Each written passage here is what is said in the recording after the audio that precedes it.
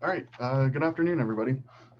All right, let's see here. Before we get started on today's lecture, does anyone have any questions for me about anything from the previous two classes that we've had?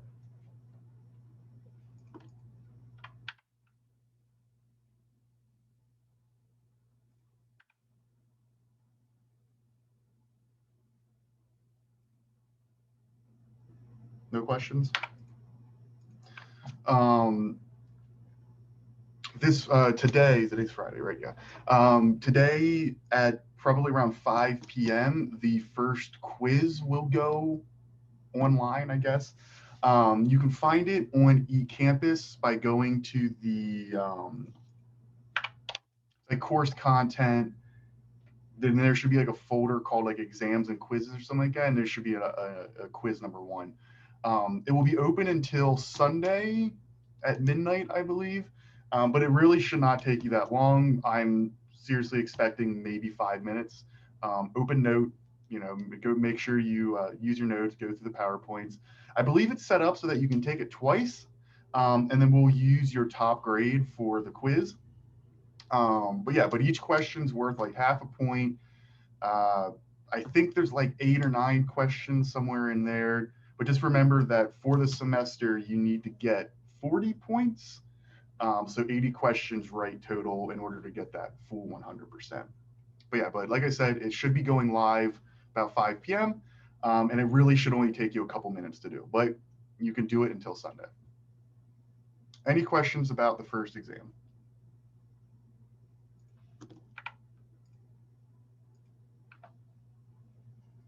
All right, yeah, pretty straightforward. And it's going to consist of everything from Monday, Wednesday, and Friday. I don't think it's going to be much from Monday because I don't think we did much on Monday, but it will cover this entire week's worth of material. All right, so let's jump into hypotheses. It should be a relatively quickish lecture today. So hopefully we should have a decent bit of time to jump into groups and start working on the project idea. But let's jump into hypotheses. All right, so last class, we learned that scientific studies begin with generating testable ideas or hypotheses, or that hypotheses really are the foundation for scientific studies. So our goal today is to understand where do these hypotheses come from, how do we generate good hypotheses, and how do we ensure that our hypotheses are testable. So those are some of the things that we're going to be focusing on today. First off, can I get a thumbs up? Can people see my screen? I need to always, okay, cool. I need to always ask because I've done it before where I've been talking for like 10 minutes. People are like, oh, we can't see your screen. That's a problem. All right. So this is just a quick check this is coming from the pre-lecture, but in the chat, type your answer. So people who have been diagnosed with depression are significantly more likely to also be diagnosed with an anxiety disorder than non-depressed individuals.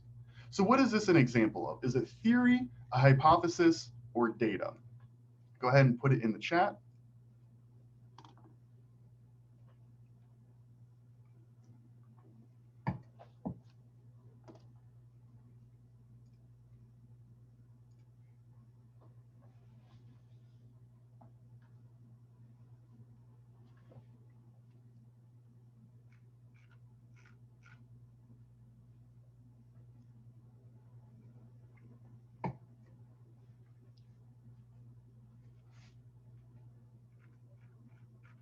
All right, let's see. Let's go through this. See a bunch of C's, B's, C's and B's. All right, yeah. So there's actually two answers to this. It's definitely not a theory. It's too specific to be a theory. A theory for this topic would be something along the lines of like depression and anxiety may be linked due to a commonality in the neurotransmitters or something like that. Some really big, broad idea. But yeah, this could be a hypothesis. because we could test, we could test people with depression versus people who aren't depressed and see how that's related to anxiety. But it also could be data. So people who said C or B, that is correct. It could also be data as well, because this is a finding, right? This could be considered to be a finding that people with depression are more likely to be diagnosed with anxiety compared to people who aren't depressed. So it could be both data and a hypothesis because we could test it. I like seeing that I don't think anyone said A. But yeah, so does everyone understand so far why it would be B or C, but definitely why it's not A? It's way too specific to be A.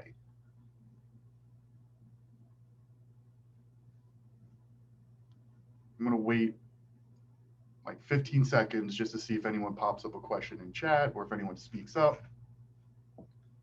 But it's important to know the difference between a theory and hypothesis.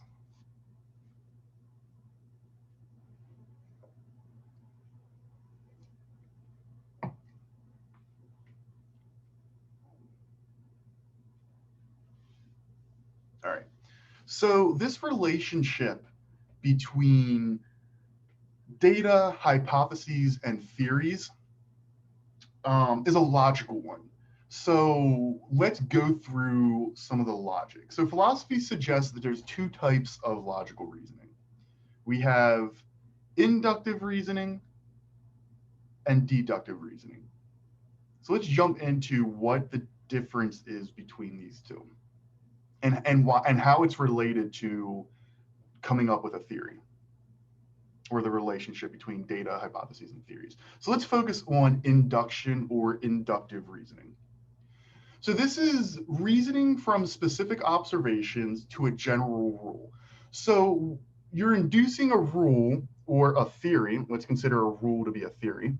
You're coming up with a theory based off of observing a bunch of different small examples. And I think this will make sense more if I provide a couple examples. So I'm just going to call on people, and I just want you to just tell me a simple yes or a no. Audrey, do you have a social media account? Yes. Okay. Let's see. Larissa, do you have a social media account? Yes. Patrick, do you have a social media account? Yes. Okay. So I'm assuming I could go around to a lot of you and you would say yes. All right. So I see a student who has a social media account, Audrey. I see another student, Patrick. I see another student, Larissa. So I can come up with the theory that since you're all students have a social media account based off of this data, right?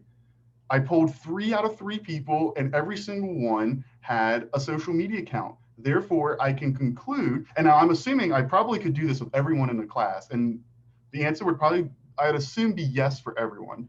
I think like something like 90-something% of emerging adults have social media accounts, so pretty good odds that everyone here has one.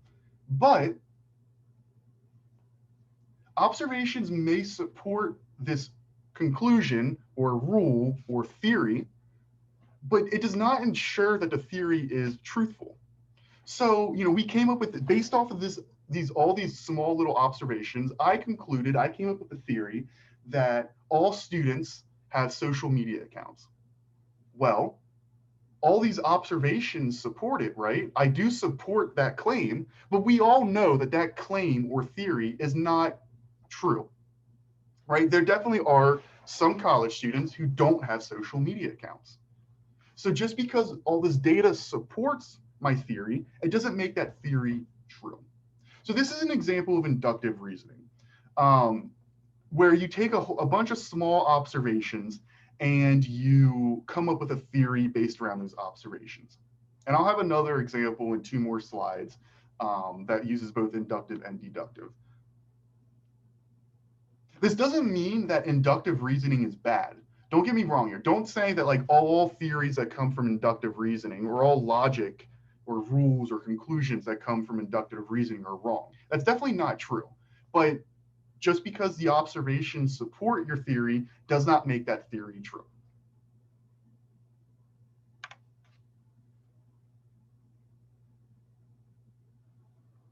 So deduction is kind of going the other way. You start off with this big, you reason from the general to the specific. So I had this big idea that all students have social media accounts. Well, I'm a student, therefore I have a social media account. So this is this kind of reasoning. You start big and then you work really specific. In deduction, if the premises are true, so all students have a social media account, then the conclusion must also be true, right? If the idea or your theory is true, 100% true, that all students have a social media account, then my conclusion, the very end, must also be true. I'm a student, I have a social media account. Like we know that the premise or this grand theory is not true. Not all social media or not all students have social media accounts. Therefore, the conclusions may be wrong. So I do want to show that just because in that inductive reasoning it was wrong, deductive reasoning can also be wrong. But the important thing to know is this: you start off small with these small observations, and you make this grand big theory for inductive reasoning. And deductive is you start off with this big idea and then you narrow it down. So let me show you another example. And this is kind of the circle. I like this graph or this depiction because it kind of shows you the flow of this logic of inductive and inductive reasoning. So let's start off down here with observations and data. So let's pretend that we are, or that you are like a family therapist. And in your waiting room, you have moms, like all your clients are moms and their infants. And you start to notice some patterns that happen because occasionally the mom will have to leave the little waiting room and go fill out some paperwork or something. And you start to notice that kids react differently, but there's like patterns in it. So some kids, whenever their mom leaves, when I say kids, let's say they're 2-year-olds.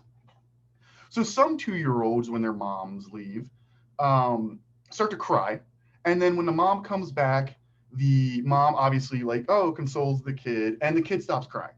Okay, but then you also notice that some kids, when their mom leaves, they start crying, and then the mom comes back, and they don't stop crying, and they actually cry even louder. Then some kids, you notice, don't even care that their mom leaves. The mom leaves, the kid keeps on playing, does whatever, the mom comes back, the kid doesn't care. So you have a bunch of these observations, and there are a bunch of repeated observations. You're a family therapist, you see this a lot. And you come up with a rule or a theory that, okay, maybe kids will react differently to their parents leaving depending on the relationship that they have with their parents. That's a pretty solid theory, right?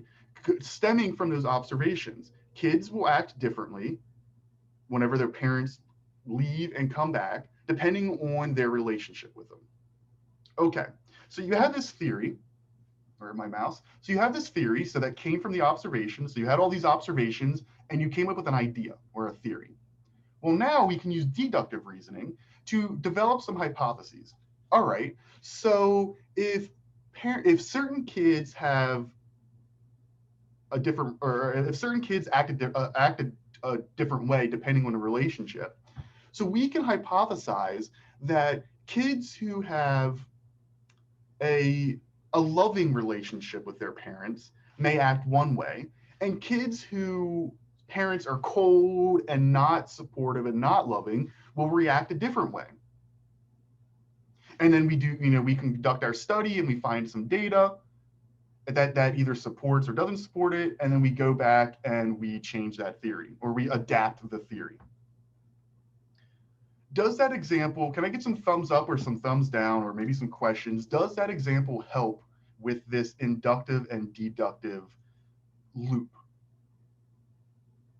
See a yes, I see some thumbs up in the videos. Yeah, so we start with these observations, you come up with a theory, or you adapt a theory. It's not always, this doesn't always come first, but you either come up or you adapt a theory. From that theory, you develop some testable hypotheses, and we're going to go on and talk about what makes a testable hypothesis. But then we get some more data, right, from the hypothesis, and then we adapt our theory, and it's just a big loop. All right, so hopefully that was a little helpful with this inductive and deductive reasoning. Does anyone have any questions about inductive or deductive reasoning?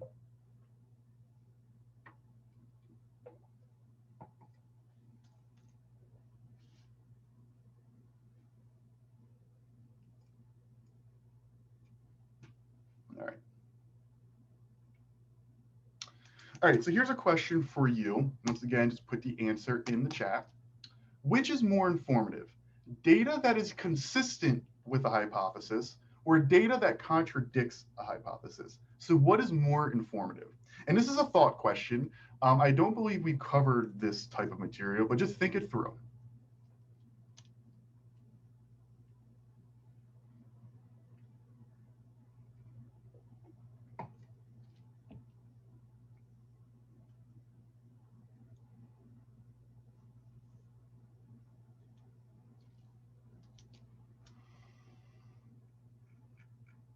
All right, bunch of B's. Can someone who picked B tell me why?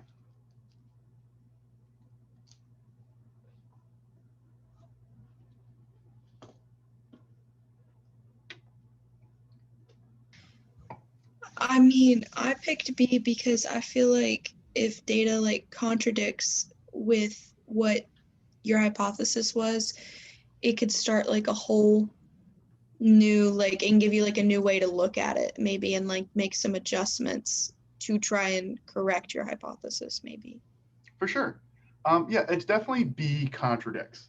If I have a hypothesis and it supports it, it's like, okay, it supports it. Let me move on, right? Let me go on to either my next hypothesis or let me look at it somewhere else. But contradicts really makes you, if you find data that, or if you do a study and your results show that your hypothesis is completely wrong, and maybe it's even in the opposite direction. So maybe I said that girls are going to be more likely to be depressed, and it turns out that boys are more likely to be depressed. It really makes you stop and think and be like, okay, why did I find those findings? Why did we find what we found? And that could lead to a bunch of more questions, or it causes you to look into the data a little bit more. But yeah, definitely contradicts is a lot more informative. So this is kind of related to confirmatory versus disconfirmatory research. So confirmatory strategies, or when you're coming up with a hypothesis, is looking for data that supports hypotheses. Compared to disconfirmatory strategy, where you look for data that refutes hypotheses. So my dissertation is kind of an idea of I'm trying to disconfirm previous research. Previous research shows that social media is related to depression, and social media is bad, essentially, is what prior research has shown. And I say, hey, that's not right at all. Social media can be good. And I'm not going to go into my dissertation again. I've already done it. But that's kind of where, I'm saying, hey, I'm trying to design a study to show that other hypotheses, other theories are wrong. Meanwhile, confirmatory strategies where you just try to look for data that supports the hypothesis. You're just trying to support the research. Whereas disconfirmatory, I'm trying to refute hypotheses or refute other research. All right, so just make sure you can know the definition of confirmatory versus confirmatory research. Yeah, because that will be on, I don't think it's on the exam, but it may, or on the quiz, but it may be on the exam coming up in a couple weeks. All right, so let's move on to the properties of a good hypothesis. And we're going to go through like 4 or 5 of them. But these are what makes up a good hypothesis. So this is kind of something that we talked about last class, but a good hypothesis is linked to theory and or background literature. So a good hypothesis or a good study doesn't just emerge from thin air. I just don't sit here and just think, okay, well, let me think of a topic. Let's think of dogs and anxiety. I don't it just doesn't you just don't let me think of some random variables and come up with a hypothesis. That's not how it works. So a literature review is critical for determining the state of knowledge and developing a new idea. So one of the things that I'm going to have you do in groups in a little bit is, or what you should have been doing, is trying to think of some things that are related to one of those variables I gave you. I'm just going to pick with self-esteem. So, one of the things that you're tasked with doing is thinking of things that are related to self-esteem and that you can measure. Well, one of the things that we're going to do, and it's going to be the lecture on Monday, is I'm going to teach you, or we're going to learn how to do a literature review. So how do we search for articles, blah, blah, blah, blah, blah. Hopefully by the end of today, we as and groups can finalize a topic or finalize a general topic. If not, we can do it on Monday. But on Monday, we're going to spend a lot of time looking for literature so that way that you can have some background research in coming up with a hypothesis. So anyways, the literature review is very critical when trying to come up with a study or a hypothesis, because your hypothesis is guided by what other people have said. Whether you are trying to confirm what they've said or, with that confirmatory strategy, or you're trying to refute what they said, what prior researchers said with that disconfirmatory strategy. Second property of a good hypothesis is that it is testable/falsifiable. So a good hypothesis has to be able to be tested by a scientific means, right? It has to be, you have to be able to test it.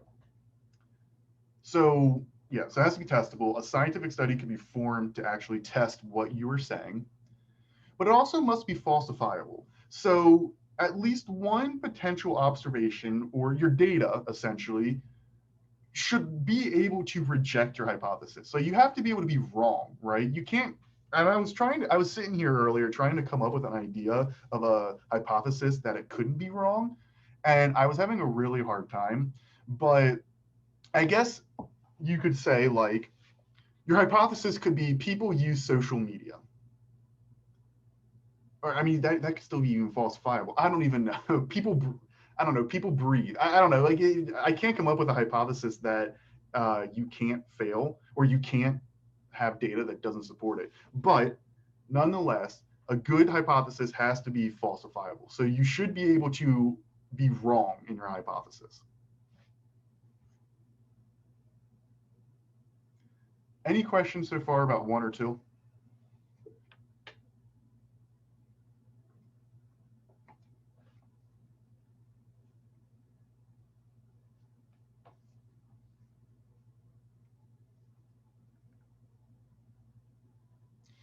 All right, number 3. A hypothesis must be precisely defined. So all variables in your hypothesis must be fully defined somewhere in your research study, typically in the methods, which we'll learn about later. So the hypothesis should be stated with enough precision to allow for replication of the study. So when you're reading a research study, right, and you're going to be doing that a lot this semester, when you're reading a research study, you're going to want to know, well, how did they measure social media? How did they measure self-esteem? If you don't know that, you don't even really know what they're doing then, right? If you don't know how they measured their variables, you have no idea what they're actually doing. So should be a little activity. All right. So how do we make hypotheses precise and testable? So we use something that's called an operational definition. And what is an operational definition? It's a description of a variable in terms of precisely how it's measured. And so I think this makes more sense with an example. So someone volunteered. We have a hypothesis. Drinking coffee causes alertness. Right? So this is what this study is going to be about. Drinking coffee and alertness. So we have 2 variables, drinking coffee and alertness. Can someone tell us how and there's multiple answers, there's no one right answer, how you would measure drinking coffee or alertness?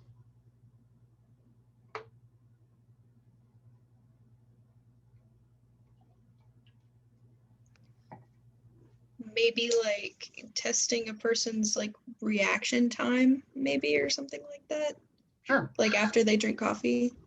Sure, that could be one way to measure alertness, reaction time.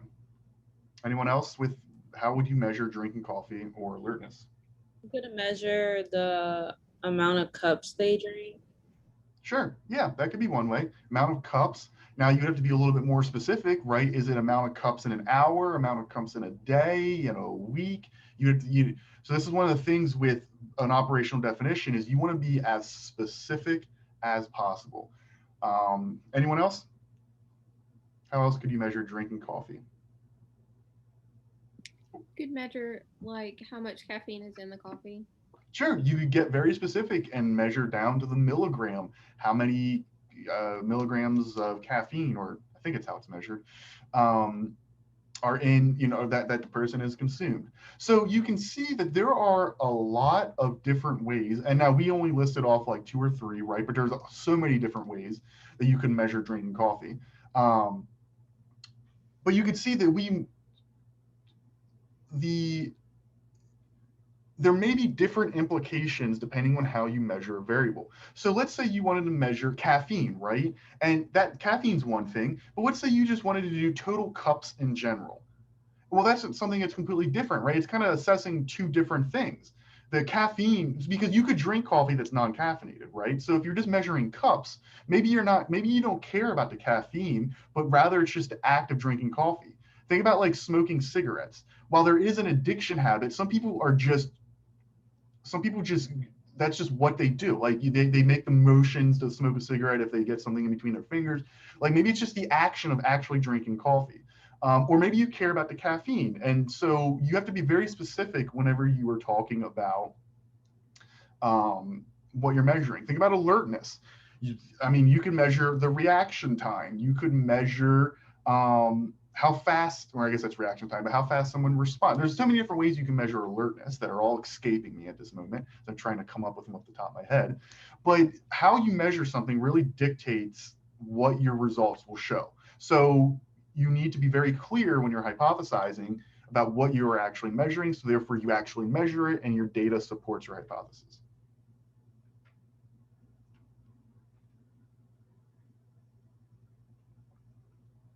Number 4. So a good hypothesis should be parsimonious and it should be simple. So parsimony just simply means, in psychology, simply means simpler explanations are preferred over more complex ones. So if you have if you have 2 theories, right, about the same thing, but one theory is just maybe easier to understand or it's just simpler, that's the theory that people will go to. So simpler explanations are preferred over more complex ones. That's what parsimony means. All right. But good hypotheses are also simple. And what makes a good hypothesis simple is that it only involves one unknown. And that study aims to answer the question about that unknown. So this makes a lot more sense with an example. So let's say I want to have a hypothesis that social media, people who use more social media are more likely to compare themselves to others, which will be more likely to be related to depression, right? Well, that hypothesis is not simple because it involves more than one unknown.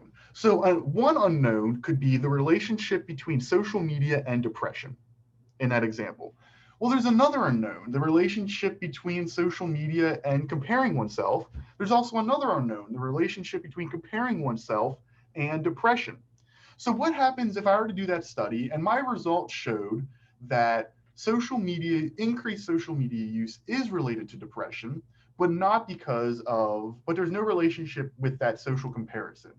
Well, is my hypothesis confirmed? Because I did find the relationship between social media and depression, but it necessarily was it because of the social comparison? We're not sure.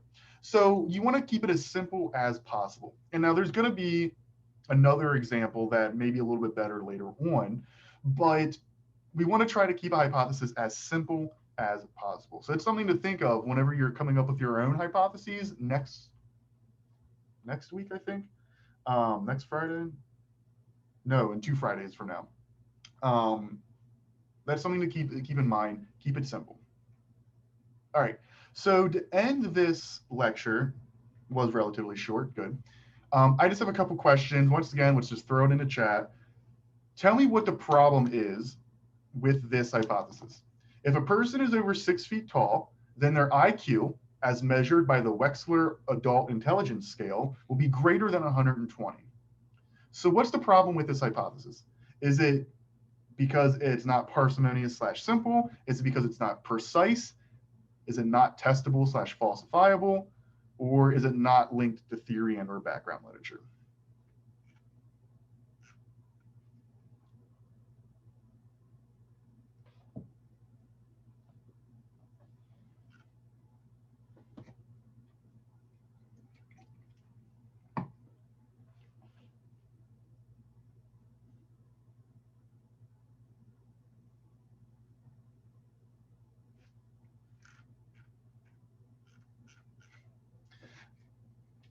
All right.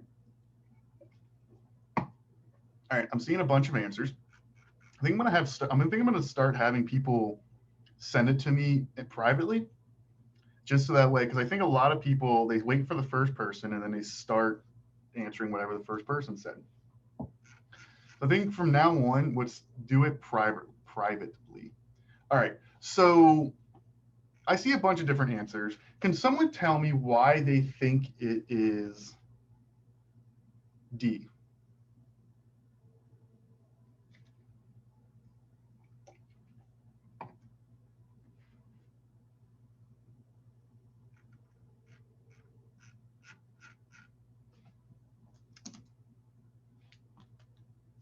All right, let me tell you why it's not D.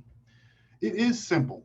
So we only have two things right here, right? We're only assessing two things. We have height versus intelligence. So we're seeing is height related to intelligence. There's no third variable in there. There's nothing extra. Just a simple hypothesis. This is related to that. Height is related to IQ. I think I saw a couple people say C. It's not C because it is precise. We know that the IQ is being measured by by this scale, and we know that height is just height. It's measured by feet, inches, whatever you want.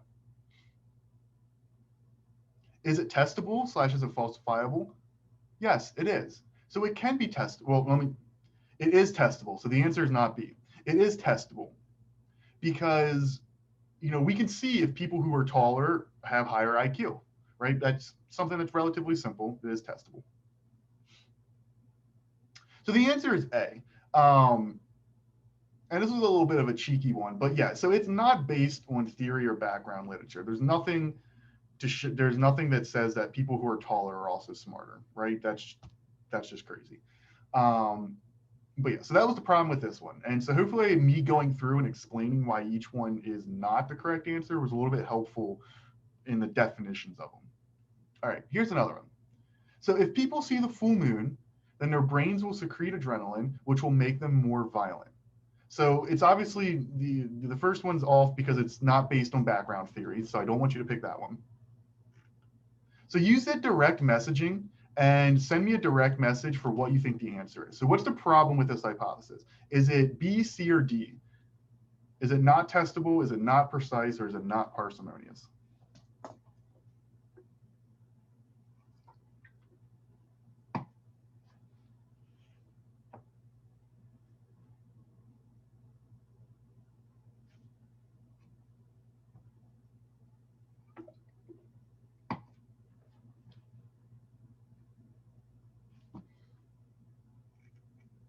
Okay. So now I'm seeing a whole bunch of varying answers, which is nice to see.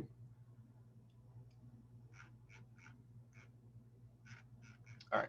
So I'm seeing, let's see, D's, C's, B's, D, C's, B's. Okay.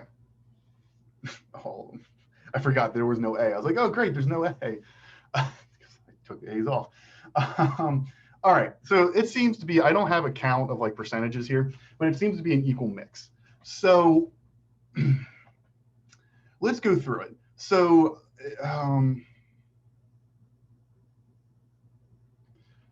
I definitely think there are two right answers here, and I think they could be C and D. And let me explain, and I'll go through why those are right answers, but let me go through why it's not B, because you could test this, right? In theory, you could show people a full moon, then you could maybe measure their adrenaline levels, and you could measure something that is violence related. I don't know how you would measure or how they would want to, but you could. So it is testable. And you could falsify it by having data that shows, oh, people who see a full moon don't get more violent, right? So B would not be the correct answer here. I think the real answer should be D. It is not simple, right? Because we have that third variable in here. If people see a full moon, then their brains will secrete adrenaline, which makes them more violent. So there's a bunch. So this is going back to that idea of there's that extra variable in there that what happens if people see the full moon and they are more violent? Is it definitely due to adrenaline, or maybe like is seeing the full moon related to adrenaline? We don't know. So remember, keep it simple. Keep it simple. Two variables, right? If people see the moon, it'll make them more violent. Or if people see the moon, their brains will secrete adrenaline. If this was an exam and you were to say C, and I would have you give an explanation as to why it is C, you could be like, well, it's not precise because how do you measure adrenaline? How do you measure violence? How do you know, I guess the full moon. So yes, it's technically not precise. However, I know I just talked about how it should be precise, but a lot of the times your hypothesis, this would be good enough for a hypothesis because in your method, you would explain how you are measuring adrenaline or how you are measuring violence.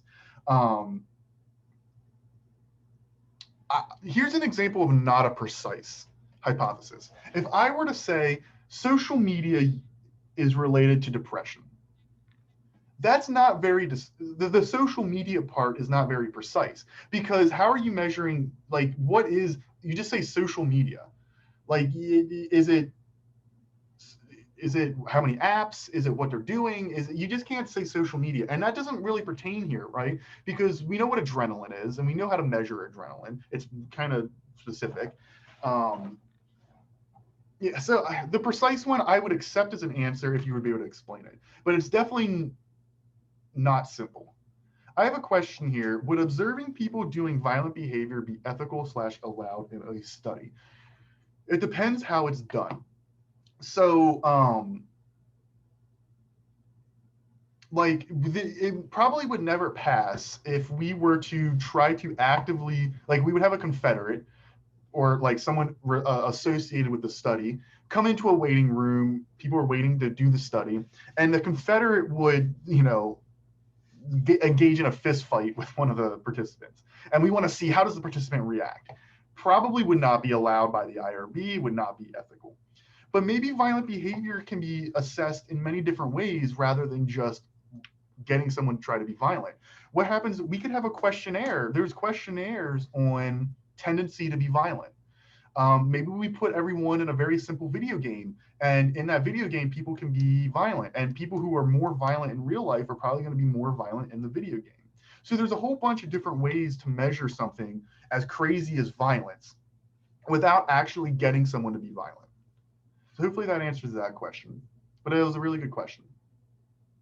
All right, so does anyone have any questions about hypotheses? We went over these 4 things that make up a good hypothesis. So make sure that you know these 4 things and what they are, maybe some examples of good and bad ones for each of these 4.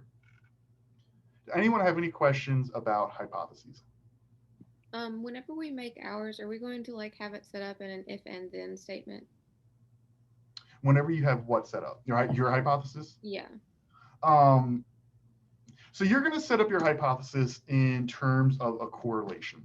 And we haven't really gotten to talked about correlations yet. But your hypothesis is going to be something along the lines of this. People who report higher this will report higher that. So, or people who report higher whatever you guys choose will report lower whatever you guys choose. So let me give you an example. So actually, this is the perfect slide to be on. I'm just going to go with, or actually, let me just go with my own. So I study social media and depression. Let's say that. A good hypothesis for your project on my topic would be people who report engaging in more social media use will also report higher depression. So that would be that's a very basic, simple, good hypothesis that you would be able to use for your own research. So, but I don't want you to think too much into developing a hypothesis yet. That will come in like 2 weeks when we talk about the project proposal. It's definitely something to keep in mind. Like, whenever you are thinking of things, like if you picked self-esteem, it's definitely good to think about, okay, people who have higher self-esteem will report lower whatever other variable that you guys come up with. It's good to keep in mind. Does that answer your question? Yes. People who report higher Self-esteem will report higher or lower, whatever this other variable is that you chose. All right, so we have 35 minutes, and I want to talk a little bit more about this research study, and hopefully this maybe, and I'm going to give you some examples of what other groups have done in last year, and hopefully this spurs some ideas, and then I'm going to put you into breakout rooms again, and you can start coming up with an idea. But first, so okay, let me back up a little bit. So you're going to conduct a correlational study looking at the relationship between two variables. So what is a correlation? A correlation essentially looks at two variables and says people who report more of X will report more or lower of Y. And now let's put actual variables in there. And like I just did this like a couple minutes ago, but people who report higher stress will also report higher whatever you guys choose. And this is the big task for you over the next week, 2 weeks, is I want you to come up with this other variable. And now later down the line, like in 2 weeks from now, you're going to write the questions, but I don't want you to think of like, okay, well, what questions would we even ask for this? I just want you to think of some topic that could be related to one of these, this perceived stress, self-esteem, or one of these 5 personality variables. Let me give you, I'm going to throw out some ideas that other groups have done. So some people looked at social media, and there are many different things to look at in social media. I think, a couple of them came up last class. But social media could be related to stress, right? Social media in some capacity, however you want to measure social media, could be related to self-esteem, and it's probably related to at least 1, 2, or 3 of these personality traits. Other people did like enjoying group work. So they asked a bunch of questions about, if the participant enjoys group work. Some did physical activity or exercise. Others asked about relationship quality. Some asked about sleep quality. There was one that asked about like anxiety towards COVID. Academic efficacy, so how confident you feel in your ability to be a good student. So those are some things that prior groups have come up with. But there's something that I want you to really focus on, and it's this idea that it should be something that varies numerically. So what do I mean by that? So I actually want you, I'm going to put something in the chat. I want you to take it. Hold on, let me find it real fast. I'm going to give you a survey for self-esteem.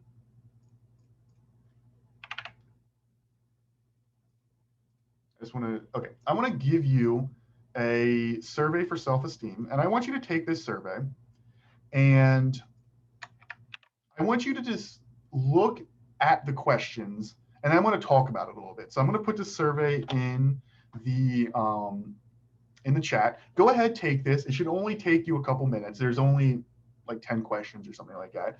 But I want you to notice the questions, notice how they're asked, notice on what scale they're asked, and then go all the way through. There'll be like another page where you have to answer like your gender, and then go look at your score.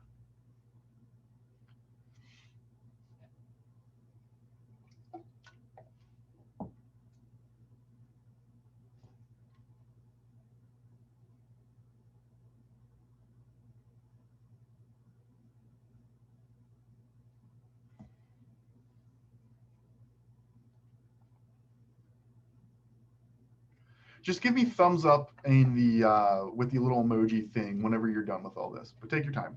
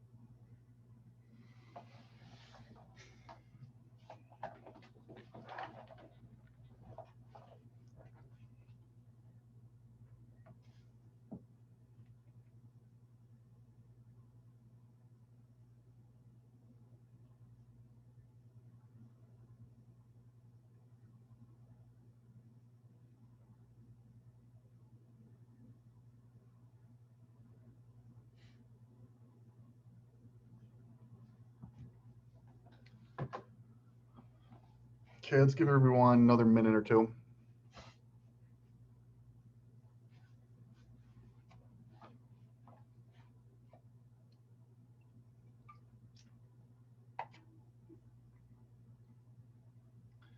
All right.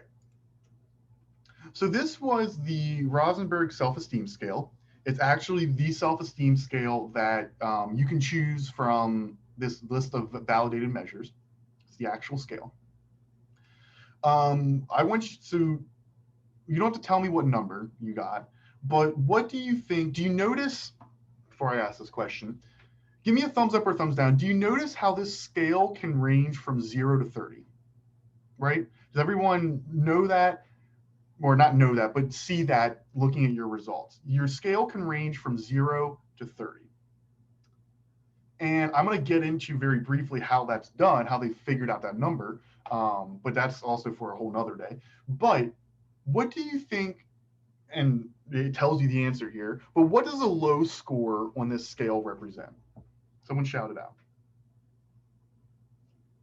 Low self-esteem. Yeah, good job. So a low score on this scale represents low self-esteem. And as you go up the scale, you get higher and higher self-esteem, right? Until you get to 30, where you have like the highest self-esteem. I don't want you to think too much into, I know it says here that like, oh, I think scores below X indicate low self-esteem. I don't want you to think like that. Think of it as a continuous scale. It ranges from 0 to 30. And as you get higher up on this scale, your self-esteem gets higher. All right, you hit the backspace a couple times or whatever on that scale, so that way you get to the questions. Because I want you to look at the questions. One of the things that hopefully you noticed is that all the questions could be asked on this strongly disagree to strongly agree scale, right? So every question, if I go to question 1 or I go to question 8, however many there are, it doesn't matter. They can be asked on that strongly disagree to strongly agree scale. And each question is probably 1, 2, 3, 4, 5. Okay, so there's 10 questions, and they are asked on a 0 to 3 scale. So like strongly disagree would be 0, strongly agree would be 3, and then we can add up all those points, right? And then that gets you that 0 to 30 scale. So your scale can range from 0, which is really low self-esteem, to 30, which is really high self-esteem. So this is something that you're going to have to do for your own variable. Let's say that you come up with the idea of, I want to study social media, right? Social media and self-esteem. Well, you have to be a little bit more specific on what exactly about social media. But whenever you come up with that idea, you're going to then develop 5 to 7 questions that try to get at that whatever you came up with, whatever the social media thing you came up with. And now don't worry, you don't have to do this today. This will be in a couple days. But this is something I want you to think about that's coming in the future, is that you're going to have to develop questions for whatever concept that you come up with. And on those questions, they're going to be summed, right? They're going to add up all the scores. We're going to give them 0, 1, 2, and 3. And then when you add them all up, you're going to have a scale ranging from a low number to a high number, right? And I don't know, it could be 0 as your low number. It could be, maybe you want everything to be set, your lowest score is a 1. Anyways, you have a low and a high.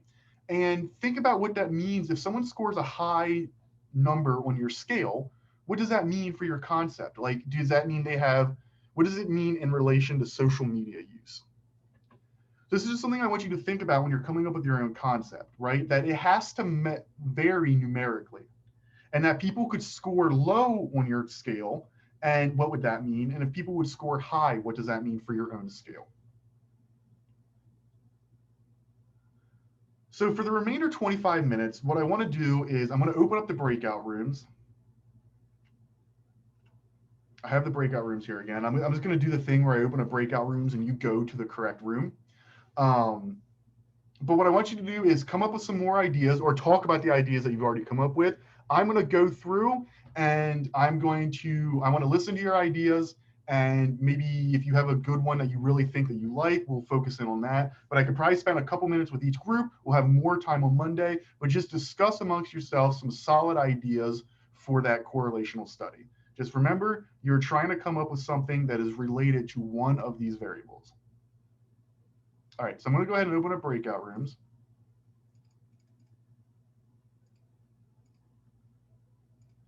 go ahead and choose the room that is associated with your group number, and I'm going to go in and out of the groups.